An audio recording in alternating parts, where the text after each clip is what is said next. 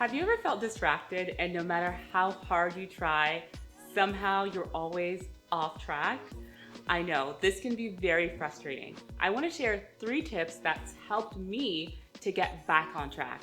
My name is Vergia Davidson. I'm a mental health consultant. I help managers to keep top performers happy at work. Welcome to Strive Effect. Let's talk about it.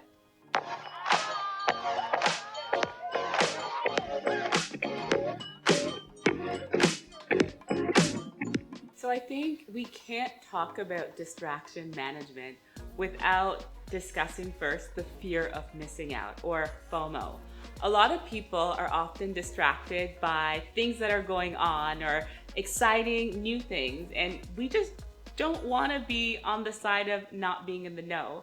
But the reality is we can't be everywhere at every time, and being mindful of where you're placing your energy and why you're doing it is paramount.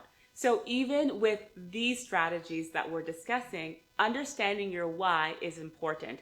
Is it because you're really behind and you're willing to try anything? Or are you at the point where you're just like, I'm okay, right? Your why will make the difference between how you even approach these tools. The first thing I've learned to do is break your routine through remembering. We all have to-do lists, right? And some of our to-do lists, I have a friend that her to-do list, sometimes it's 4 pages long. And I'm so sorry. When I look at the fact that it's 4 pages, I don't even know how she's motivated to even attack it. Because even if you do 10 things, you still have sheets and sheets to get through.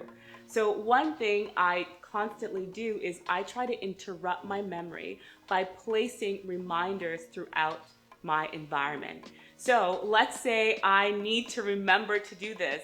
I will place an object next to the door so it triggers my memory. So if you come to my house, sometimes you might see different things in odd places, but this is a way that I've learned to interrupt my routine to help me to remember. I'm not saying it's unacceptable to have to-do lists, but if you're noticing your to-do lists aren't as effective, I would say use that interruption technique, but also be mindful visually what is your optimal level of doing things and versus your non-optimal level of doing things. For example, if I know after 10 things I glaze over, I would have 2 separate lists. I would have the list of I need to get this done today, and then I have a list of I can get these done in the next 2 to 3 days. And then transferring that master list into mini lists. So just having that physical divide can be really helpful for some people. But as I mentioned, if you're like me, that sometimes you have these long to-do lists on your phone, or even like my friend on the Post-it, so important to put those interruptions in your day to get you back on track. One helpful tip that I'll share is bring a notepad with you. Bring something to write it down, because sometimes our thoughts come in waves and we have this brilliant idea and we're like, oh, I need to write this down.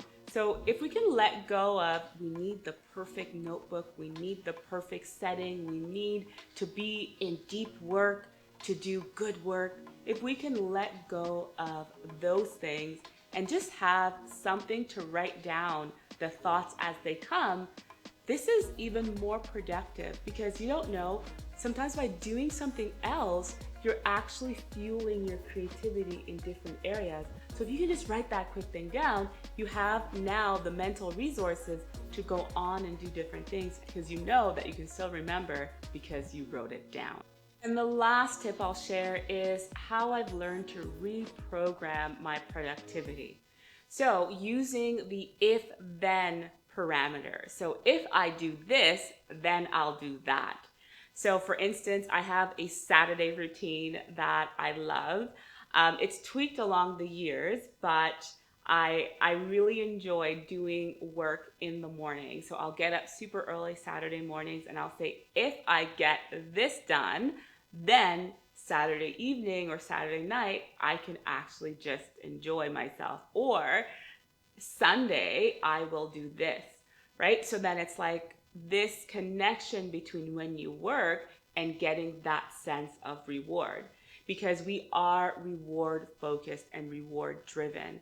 So I want you to take this approach in the different areas that you have that maybe you struggle with. Maybe you don't want to do that math homework. Maybe you don't want to edit that video, or maybe you don't want to do this or that. But attach it to something that you find fun or something that will reward you to keep on going. I hope these tips were helpful, and I hope they help you with distractions. Be sure to like or hit the subscribe button or share this content. Until next time.